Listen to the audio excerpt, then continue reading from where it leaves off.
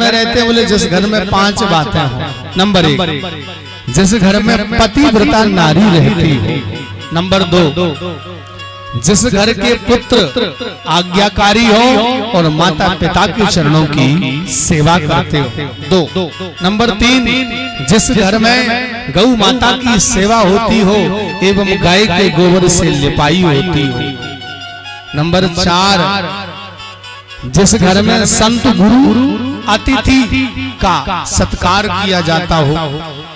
Number 5, भगवान कहते बोले इसके बाद समय मिले तो मेरा चिंतन करने वाला हो। बोले जिस घर में ये 5 बातें हो, बोले भगवान कहते वो घर मुझे वैकुंठ से भी अधिक प्रिय है। जनेषु वैकुंठम तत्र ताम रूपम मोक्षम। भगवान कहते बोले वो घर वैकुंठ के समान है और उस घर में जितने भी जीव रहते हैं बोले उनकी देखरेख करना मेरी जवाबदारी बन जाती है। और आज कलयुग में गौ माता कैसी है? दुखी है। और ध्यान देना, गौ माता दुखी हो रही है, बड़ी हालत गौ माता की खराब हो रही है। सबको अपनी अपनी पड़ी है कि मैं सुखी रहूं, बस मुझे दुनिया से कोई लेना देना नहीं। अब गौ माता की ओर तो किसी का ही ध्यान नहीं है, ना ही तो हम लोगों का और ना ही हमारे देश के लोगों का। हमारा ये विचार जरूर हम सबको करना चाहिए। इस संसार में रहने वाले प्रत्येक जीव को करना चाहिए, जितना बन सके गौ माता के लिए कुछ न कुछ जरूर करना चाहिए। साक्षात लक्ष्मी है महाराज। जिस घर में गौ माता पाली जाती है, अपना जीवन सफल चाहते हो, एक गाय जरूर घर में पालो। हम विरोध नहीं करते कि आप भैंस माता मत पालो, भैंस माता की सेवा करो, पर साथ में गौ माता जरूर पालो। याद रखना, घर में किसी के ऊपर अकाल मृत्यु होगी, जीवन में कोई परेशानी आएगी तो गौ माता सबसे आगे खड़ी हो जाएगी। बड़े भारी संकटों को से बचाने वाली है गौ माता। गाय का दूध, गाय का दही, गाय का घी, गाय का गोबर और गाय की पेशाब, ये कलयुग में 5 अमृत हैं। कौन है ये? 5 अमृत हैं। इन्हीं से देवी देवताओं की सेवा होती है, इन्हीं से ठाकुर जी की सेवा होती है। और इनको जो पान करता है बोले महाराज वो रोगों से 1000 मील दूर रहते हैं। शरीर को बल देने वाले हैं, बुद्धि देने वाले हैं, विवेक प्रदान करने वाले हैं केवल गौ माता। और फिर कहते ना जैसा खाओगे अन्न तैसा होगा मन। भैंस माता का दूध दही खाओगे तो बोले भैंस माता जैसे ही हो जाओगे। चिंता नहीं करो, खाते रहो। आज तो अच्छा लग रहा है, कल डॉक्टर साहब के पास जल्दी पहुंच जाओगे। इसलिए सेवा करो गौ माता की। तो आप मन से सेवा करोगे तो बोले जो भैंस से मिल रहा है वही गौ माता आपको देगी, पर मन में भाव होना चाहिए। अब खिलाने पिलाने में आप कंजूसी करोगे तो फिर तो निश्चित है कि 100 ग्राम दूध देगी। हमने तो यहाँ तक देखा बोले घर में गाय है जो लात देती है, 100 ग्राम दूध देती है, बोले ये पंडित जी को दी जाएगी महाराज। जो लात देगी 100 ग्राम दूध देगी, कौन को देंगे? बोले ये महाराज को दी जाएगी। ऐसा भी दौर देखा है। इसलिए निष्काम भाव से सेवा करिए। और चौथी जगह है गंगा मैया। गंगा जी पर नारद जी ने देखा तो बड़ा दुख हुआ। बोले गंगा जी जितनी मैली होती जा रही है, हमारे देश के बड़े बड़े मीलों से जो गंदा कीचड़ निकल रहा है वो सीधा गंगा जी में जाके मिला दिया। और आप जाओ हरिद्वार, नहीं महाराज संगम पर जाओ और गंगा जी की हालत देख करके आओ। कितनी गंदगी गंगा जी के पानी में मिलती घुलती जा रही है। ये 4 जगह जो हमने आपको बताई, ब्राह्मण, संत, गौ, गंगा, ये चारों 4 धर्म के खंबे हैं इस संसार में धर्म को चलाने वाले। देखो बिना ब्राह्मण के वेद मंत्रों का ज्ञान नहीं होगा। देवाधीनम मंत्र, देवता कौन के अधीन है? वेद मंत्रों के। वेद आधीनम ब्राह्मण, तत्र ब्राह्मण सर्वत्र पूजय। देवता कौन के अधीन है? मंत्रों के। मंत्र कौन के अधीन है? वेदों के, और वेद को कौन जानता है? ब्राह्मण। बोले उसी ब्राह्मण की पूजा होती है जो वेद मंत्रों का ज्ञान रखता है। ध्यान देना। तो बिना ब्राह्मण के वेद पुराण शास्त्र का ज्ञान नहीं मिलेगा, क्योंकि वेद की जो भाषा है वो बड़ी जटिल है, बड़ी कठिन है, उसको जानना हर किसी के बस का काम नहीं है। एक बात। दूसरा है संत। बिना संत के धर्म, हमारा धर्म क्या है और हमारा कर्म क्या है, बिना संत के धर्म और कर्म का ज्ञान नहीं होगा। तीसरी जगह है गौ माता। बिना गौ माता के हमें सेवा किए, यहाँ तक लिखा बोले किसी को मन सा पाप अगर लग जाए तो गौ माता की सेवा करने मात्र से दूर हो जाता है। बड़े बड़े पाप जल के धुल के नष्ट हो जाते हैं।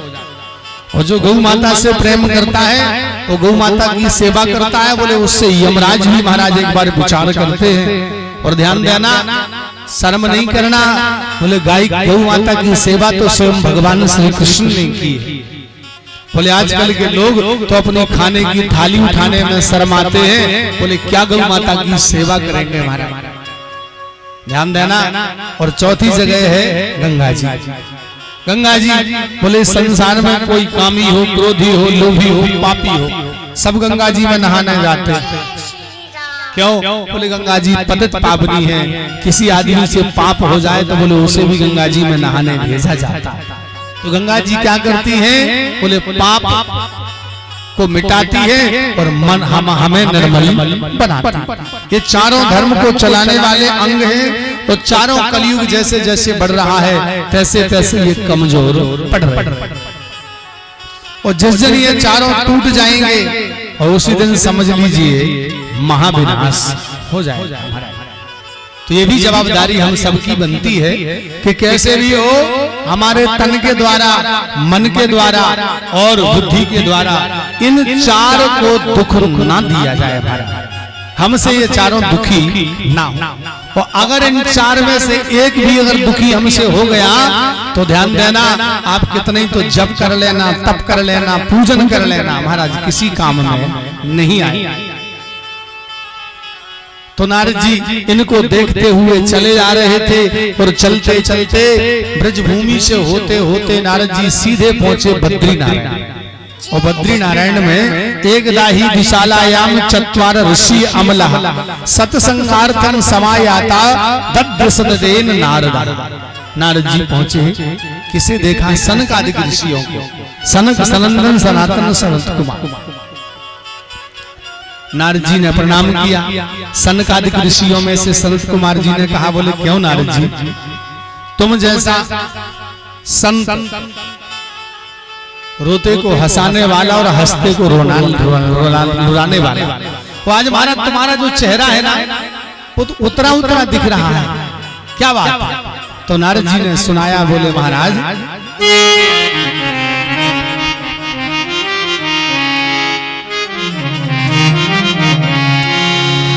एकदा तुर्यं तेन पुष्करं च प्रयागं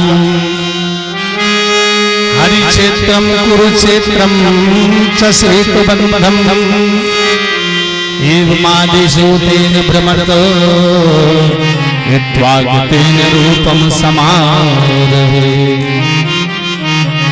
बोलिए नारायण भगवान की जय हो।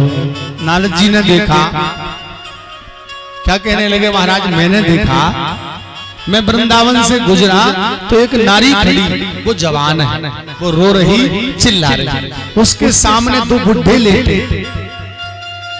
पहले तो उसने मुझे बुलाया तो मैं सोच के नहीं गया कि ये नारी है, मैं संत हूँ, नहीं जाना चाहता। पर जब वो कहने लगी, बोले संत का परम धर्म है दुखी की, असहाय की सहायता करना, तो पास में गया तो उसने मुझे बताया, बोले महाराज सुनो, बोले मेरा नाम भक्ति है और तुम्हारे सामने ये दोनों जो बुढ़े लेटे हैं ये दोनों मेरे लड़के हैं। तो नारद जी बोले उसने मुझसे कहा, मैंने उससे कहा क्या ऐसा हो सकता है किसी की माँ जवान हो और लड़के बुढ़े हो जाए? बोले ये तो सुना है कि माँ बुढ़ी है और लड़के जवान हैं, ये तो होता है, पर किसी के सामने ये पहली बार मैंने देखा कि माँ उसकी जवान है और लड़के उनके बुढ़े हो। वो कहने लगी महाराज मेरा जन्म द्रविड़ देश में हुआ, घर वालों ने लालन किया, पालन किया, पोषण किया, बड़ी हो गई तो गुजरात में मेरा विवाह कर दिया, विवाह हो गया, मेरे 2 लड़के हो गए ज्ञान और वैराग्य। महाराज समय अनुसार मेरे दोनों लड़के जवान होने लगे, मैं जवान थी सो उम्र मेरी ढलने लगी। चलते चलते होते होते महाराज ऐसा चलता रहा और देखो महाराज क्या हुआ, हम तीनों ने विचार किया कि भारतवर्ष में जितने तीर्थ हैं इनका चलो भ्रमण करेंगे, तो तीनों हम चलने लगे, मैं भक्ति और दोनों मेरे लड़के ज्ञान और वैराग्य, तीनों चले और चलते चलते जा रहे थे तो मैं तो महाराज बुढ़ी हो गई और मेरे दोनों लड़के जवान हो गए। और चलते चलते जैसे ही हम तीर्थों का भ्रमण करते हुए और वृंदावन की भूमि में हमने जैसे ही कदम रखा, मैंने वृंदावन की भूमि में जैसे ही कदम रखा तो महाराज मैं बुढ़ी थी सो जवान हो गई और मेरे लड़के जो जवान थे सो बुढ़े हो गए। नारद जी कहते तो मैंने उनकी मूर्छा दूर करने के लिए कमंडल से जल लिया, वो छोड़ा, जितने मंत्र जानता था वो सुनाए। गीता जी का पाठ, गीता जी का पाठ एक नहीं 4 विधवा नारी का है और वही अज्ञान रूपी भक्ति करने वाले का भी है। भक्ति ज्ञानम च मूलम, अगर ज्ञान के तरह करोगे तो मोक्ष ले जाएगी और भक्ति अज्ञान से करोगे तो महाराज फिर वो आपको नरक यानी कि मिट्टी में मिला देगी। इसलिए भूल मत जाना, भक्ति हमेशा ज्ञान पूर्वक करना चाहिए। और भगवान को क्या पसंद है, बोले भगवान को ना हमारे तन से लेना देना कि तुम कितने गोरे हो कि तुम कितने काले हो, हैं? तन से भी कोई मतलब नहीं, और बोले ना कपड़ों से कोई लेना देना कि तुम कितने अच्छे कपड़े पहने कि कितने गंदे कपड़े पहने, इससे भी कोई लेना देना नहीं। इससे भी कोई मतलब नहीं कि तुम्हारे पास कितना पैसा है, धन है, तुम कितने बड़े धनवान हो, इससे भी कोई मतलब नहीं। भगवान को किससे मतलब है, बोले भगवान को यदि कोई वस्तु प्रभावित करती है तो बोले उसका नाम है गुण। क्या बोले नहीं महाराज भक्ति, बोले भक्ति ही एक ऐसी है, संसार में 2 शक्तियां हैं जो संसार को चलाती है, एक का नाम भक्ति और दूसरे का नाम है माया। बोले भक्ति भगवान को नचाती है और माया बोले संसार को नचाती है। बोले जो माया के अधीन हो गया और माया पति को भूल गया तो बोले माया से कभी निकल नहीं पाए, इतनी प्रबल। मामा ने जोर या माने नहीं, बोले जो नहीं होता बोले उसका नाम है माया। माया क्या करती है, बोले सत्य को छुपाती है और झूठ को सुंदर बना के और दुनिया वालों को दिखाती है, ये माया का काम है। भक्ति बोले भक्ति भगवान को नचाती है और बिना सत्संग के, बिना कथा श्रवण किए भक्ति मिलने वाली नहीं है। कहा भी है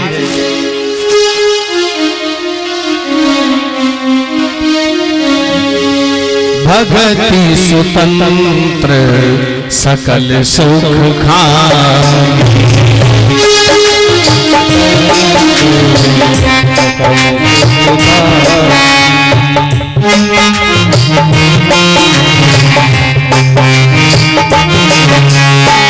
भक्ति स्वतंत्र सकल सुख खाए, भक्ति स्वतंत्र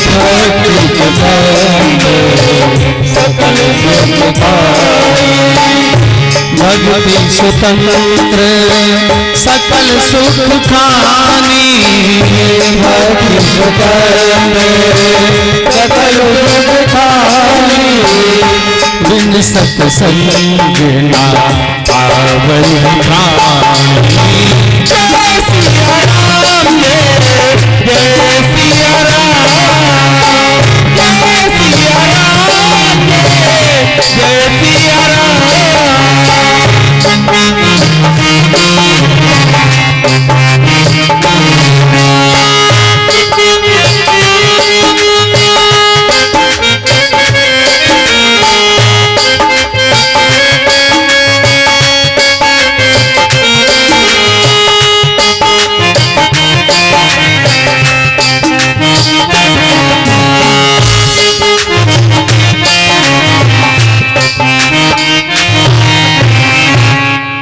बोलिए नारायण भगवान की जय। भक्ति कैसी है?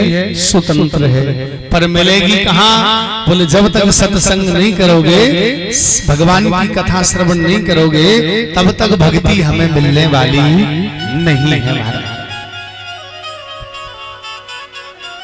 भक्ति से मिलना है ना, तो सबसे पहले इन कानों से भगवान की कथा को श्रवण करना पड़े।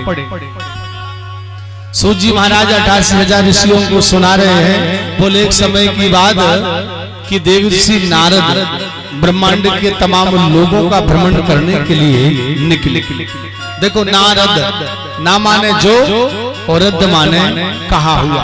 बोले जिनका कहा हुआ कभी रद्द ना हो, बोले उनका नाम है नारद। ऐसे समझो। बोले जिसके जीवन में ना हो कोई तंत्र, समझ लो वही है असली संत।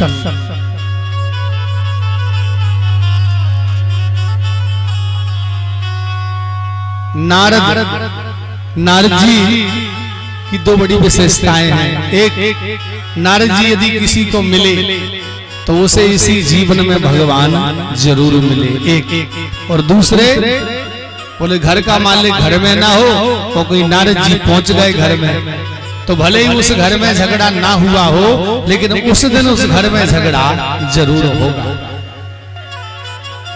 सज्जनों, नारद जी चले जा रहे, विचार करते जा रहे, चले जा रहे, और चलते चलते तमाम लोगों का भ्रमण करने गए, पर उनके मन को शांति नहीं मिली। मन को शांति नहीं मिली तो नारद जी विचार करते हुए चले जा रहे, चलते चलते चलते आगे को गए। तो अब इस पृथ्वी पर आए तो नारद जी ने सबसे पहले किसे देखा? ब्राह्मणों।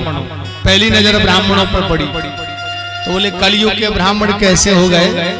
बोले महाराज निज कर्म को छोड़ रहे हैं और दूसरों के कर्मों को कर रहे हैं, संध्या विहीन हो गए, शास्त्रों का अध्ययन बंद कर दिया और ठाकुर जी की सेवा करना भी बंद करते जा रहे।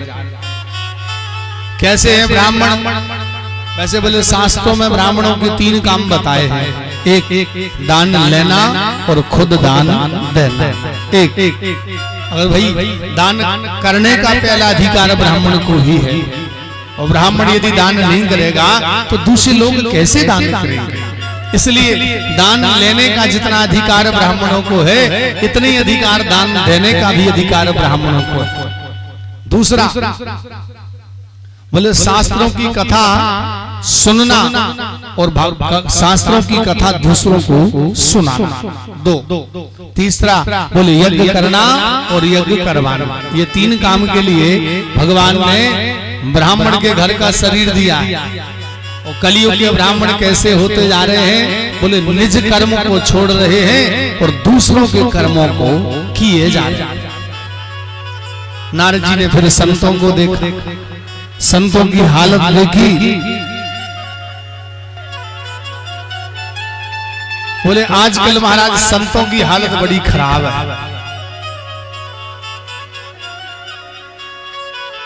संतों की हालत इतनी खराब होती जा रही, इतनी खराब होती जा रही।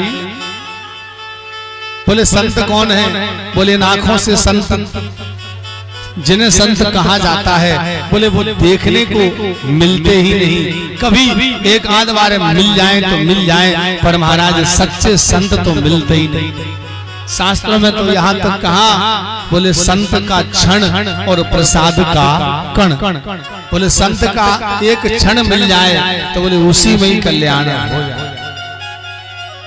आजकल बोले जिसके जीवन में ना हो तंत्र, समझ लो वही है असली संत। वृंदावन में जाओ तो 4-4, 6-6, 8-8 मंजिल ऊंची बिल्डिंगें बनी महाराज। पूछो, पता लगाओ कौन की है? बोलिए फलाने महाराज जी की है, बोले वो ढिकाने महाराज जी की है। बोले संतों के इतने इतने ऊंचे ऊंचे महल महाराज।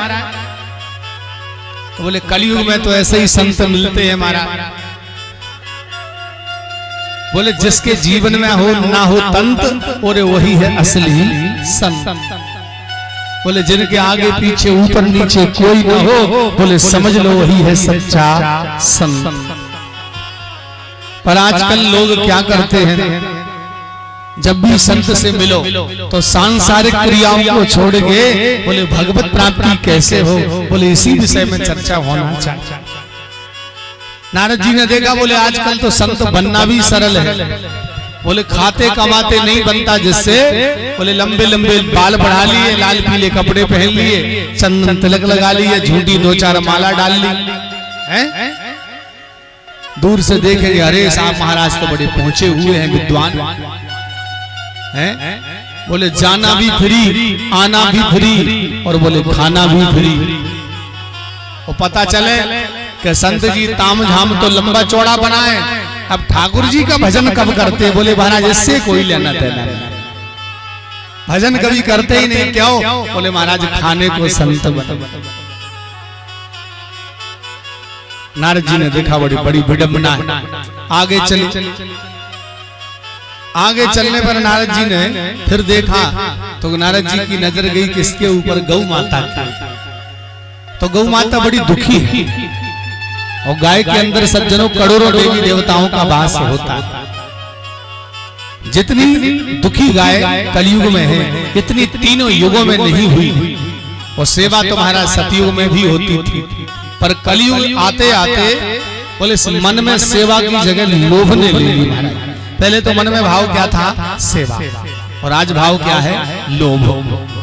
बोले दूध देगी तो सेवा होगी, और दूध नहीं देगी तो बोले हम जानते ही नहीं कि कौन की है। बोले हमने तो आंखों से तक देखा है, बोले गाय दूध नहीं देती तो गाय के मालिक के सामने उस गाय को कोई डंडा उठा के पीट रहा है, डंडा उठा के कोई गाय को पीट रहा है, और बेचारी वो गाय पिट रही है, वो गाय पिट रही है, मालिक बोलेगा नहीं। वही गाय दूध देने वाली जिस दिन हो जाती है, गलती से अगर आपने उस गाय को बांध लिया या पकड़ लिया तो जिसकी गाय है वो मरने मारने को तैयार हो जाएगा। बोले मेरी गाय है, तुमने कैसे पकड़ी, क्यों, बोले इससे साबित होता है, बोले इस मन में लोभ ने जन्म ले लिया। भगवान कहाँ रहते हैं, बोले जिस घर में 5 बातें, न अयम वैकुंठम, न अयम स्वर्गम, न अयम मृत्यु लोकम, न अयम चा विष्णु लोकम, ते गंतव्यम पंच कर्माणि, ते मम वैकुंठम सर्वदा। भगवान किस घर,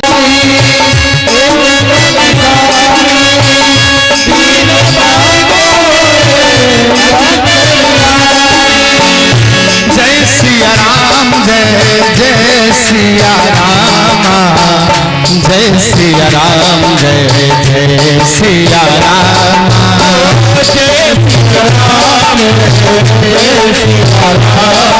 राम, जय सिया राम, जय सिया राम, जय सिया राम।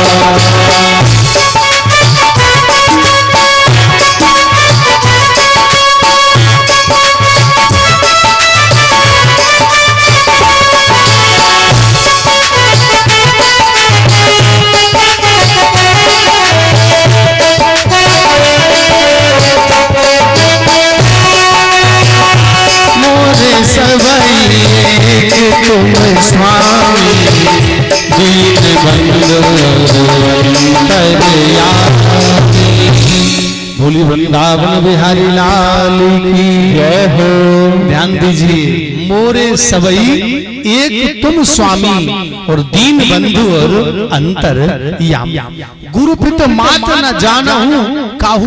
बोले महाराज इस मेरे तो जो कुछ हो सब कुछ आप हो। बोले मैं ना गुरु को जानता हूँ, ना माँ को, ना पिता को, ना बंधु को, ना सखा को। और सीधी एक ही बात, बोले जो नहीं मेरे राम का सो फिर वो नहीं मेरे किसी काम का। बस ध्यान ध्यान। तो बोले जिसके मन में ऐसा भाव जाग जाए, भगवान के अतिरिक्त जिसे कुछ भी भाता नहीं, बोले वही भगवान को प्राप्त कर सकता है। बोले ऐसी भक्ति अहेतु की इस हृदय में पैदा हो जाए। तो ध्यान देना, सुखदेव जी महाराज राजा परीक्षित जी को भागवत जी की कथा सुनाने का विचार कर रहे। देवताओं को मालूम चला तो देवताओं के राजा इंद्र ने हाथ में क्या लिया, अमृत का कलश, और साथ में देवताओं को लिवाया और आ गए वही गंगा जी के किनारे जहां राजा परीक्षित विराजे। तो देवराज इंद्र बोले, परीक्षित जी हाँ, बोले हम अमृत का कलश लाए, ऐसा करो आप अमृत पी लो। परीक्षित जी बोले क्यों? बोले आप अमृत पी लोगे ना, हाँ, तो बोले फिर आपको तक्षक एक नहीं 1000 बार भी काट लेना, फिर तुम्हारी मौत नहीं होगी, तुम अमर हो जाओगे। इंद्र बोले लेकिन क्या? बोले बदले में ये भागवत जी की कथा हमें छोड़ दो, भागवत की कथा हम सुनेंगे। बोले बदले में भागवत जी की कथा हमारे लिए छोड़ दो। तो परीक्षित जी विचार करने लगे। एक और बात सुनिए, इस संसार में 2 अमृत हैं। बोले एक अमृत यही जो देवताओं के राजा इंद्र लेके आए, जो मनुष्यों को दुर्लभ है, कभी नहीं मिल सकता। और दूसरे अमृत का नाम है, बोले श्रीमद् भागवत कथा नाम अमृत। महाराज हाँ, मनुष्य यदि विचार कर ले, सोच ले, तो इस अमृत को जरूर प्राप्त कर सकता है। यही अमृत आज राजा परीक्षित जी के सामने, एक अमृत देवताओं के राजा इंद्र लिए और दूसरा अमृत भागवत जो सामने। तो परीक्षित जी विचार कर रहे, बोले देवता लोग अपना काम बनाने में बड़े चतुर होते हैं, बड़े होशियार होते हैं। तो बोले अभी तो मैंने भागवत जी की कथा सुनी ही नहीं, और कथा सुनने से पहले मुझे क्या मिल गया? अमृत। जो संसार के लोग कहते हैं बोले सबसे अमूल्य निधि है, और कथा सुनने से पहले क्या मिला? अमृत। और अगर मुझे लगता है इस कथा से भी बड़ा अमृत इस भागवत के अंदर है। क्यों? अगर बड़ा नहीं होता तो बोले देवता लोग अमृत लेके क्यों आते? लेके आए तो बदले में कह भी रहे कि ये अमृत तो तुम पी लो, लेकिन बाद में भागवत कथा नाम अमृत हमें दे दो। और देवता तो बड़े चतुर होते हैं अपना काम बनाने। तो देखो परीक्षित जी ने कहा, बोले देवराज इंद्र तुम अपना अमृत ले जाओ, हमें तुम्हारा अमृत नहीं चाहिए, हम तो बोले कृष्ण कथा नाम अमृत का ही पान करेंगे। देवताओं को बुरा लगा, देवताओं को बुरा लगा। बोले बताओ, हम तो आए थे परीक्षित जी को अमृत पिलाने के लिए, और परीक्षित जी ने ऐसे ही भगा दिया। तो देवता कहाँ गए? बोले सीधे ब्रह्मा जी के पास। किसके पास गए? ब्रह्मा जी के पास। और ब्रह्मा जी से निवेदन किया, बोले महाराज सुनो।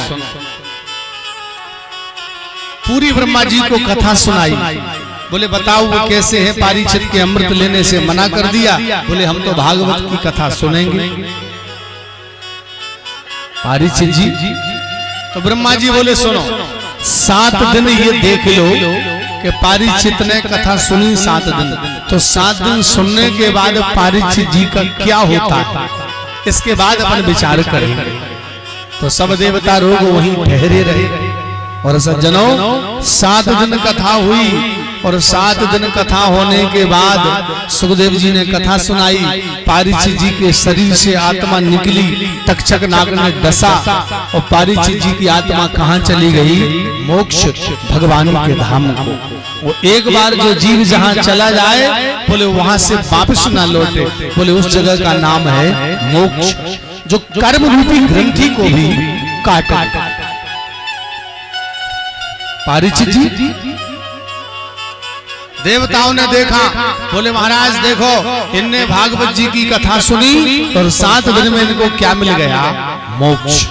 ऐसे हर मनुष्य को यह भी विचार करना चाहिए कि हमारे जीवन में भगवान ने हमें दिन कितने दिए? 7। हमें कितने दिन मिले? 7। तो बोले 7 दिन में ही मोक्ष मिला राजा परीक्षित जी को। कैसे? बोले 7 दिन एक आसन बैठकर भगवान की कथा को श्रवण किया। देवता और ब्रह्मादिक देवताओं ने दोनों हाथों उठाकर उद्घोष कर दिया, बोले महाराज भागवत से बड़ा इस संसार में और कुछ नहीं होता। ब्रह्मा जी को मोह हो गया। बोले संसार में इतने वेद हैं, पुराण हैं और भी तो हैं, लेकिन भागवत जी को इतनी महत्वता क्यों दी गई? आज संसार में किसी व्यक्ति से कोई छोटे से छोटा, बड़े से बड़ा पाप हो जाए तो लोग क्या कहते? बोले भागवत करवाओ। क्या कहते? बोले भागवत करवाओ। किसी के देवता नाराज हो जाएं तो क्या कहते? बोले भागवत करवाओ। बोले किसी के पूर्वज नाराज हो जाएं, पितर नाराज हो जाएं तो क्या कहेंगे? बोले भागवत करवाओ। बोले महाराज भागवत ही क्यों? बोले विष्णु पुराण क्यों नहीं? शिव पुराण क्यों नहीं? देवी भागवत क्यों नहीं? नहीं, बोले केवल भागवत करवाओ। कारण राजा मोक्षम तदा वीक्ष्य पुरा ददाति विस्मितः सत्यलोके तुलाम वधोत्य साध्यञ्ज लांगूल्यानि जातानि गौरेण इदमेव च हिरण्यमः। बोलिए भागवत भगवान की। सज्जनों ध्यान देना, साक्षात भगवान श्री कृष्ण ही कलयुग में, कलयुग के कुल प्राणियों का कल्याण करने के लिए श्रीमद् भागवत संहिता में आकर विराजमान हो गए। इसलिए भागवत के प्रत्येक अक्षर में भगवान श्री कृष्ण की श्यामलता समाई हुई है। यह साक्षात भगवान कृष्ण का वांगमय विग्रह है। ब्रह्मा जी ने तराजू ले ली और एक तरफ और पुराण रख लिए और एक तरफ अकेली भागवत जी रख ली और ब्रह्मा जी तौलने लगे। और तौलते तौलते सज्जनों इतना तौला ब्रह्मा जी ने, इतना तौला कि तौलते तौलते सज्जनों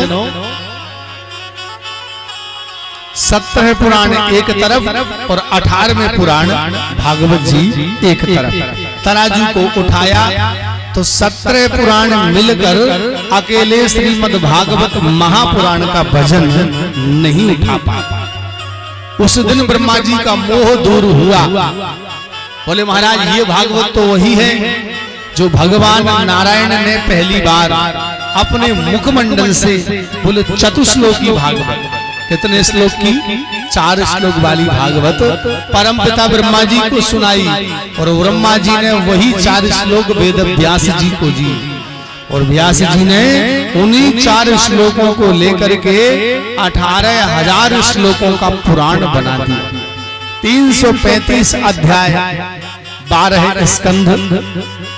महाराज हम नहीं, 4 मुख वाले यदि ब्रह्मा जी भी बैठ जाएं, हम नहीं, 4 मुख वाले अगर ब्रह्मा जी भी बैठ जाएं तो महाराज कई वर्षों तक भगवान की कथा चलती रहेगी पर अंत नहीं होगा।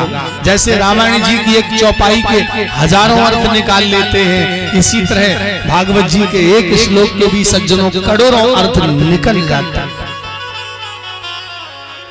किसी ने पूछा, बोले सही भागवत जी की कथा नहीं, बोले पूरी भागवत की कथा जैसे किसी को करवाना है तो कितना समय चाहिए?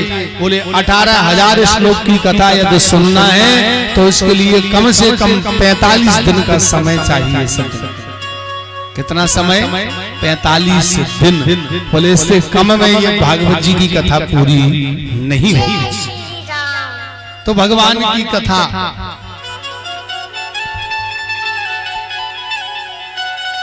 नारद जी के द्वारा प्रतिपादित की गई और सूत जी महाराज 88,000 ऋषियों से कह रहे हैं, बोले ऋषियों, बोले तुम्हारे मन में जो डर है मरने का उसे त्यागो और क्या चाहिए? बोले तुम्हें भागवत की कथा सुनना चाहिए जिससे तुम्हारे मन में भगवान के प्रति सच्ची भक्ति पैदा हो। और भक्ति कौन सी हो? ज्ञान पूर्वक। ज्ञान पूर्वक भक्ति करोगे तो आज नहीं तो कल, कल नहीं तो परसों वो आपको मोक्ष ले जाएगी। और भक्ति यदि अज्ञान पूर्वक करोगे तो बोले किसी काम की नहीं महाराज, फिर वो बंध्या है। वो कौन है? बंध्या है। बोले जो हाल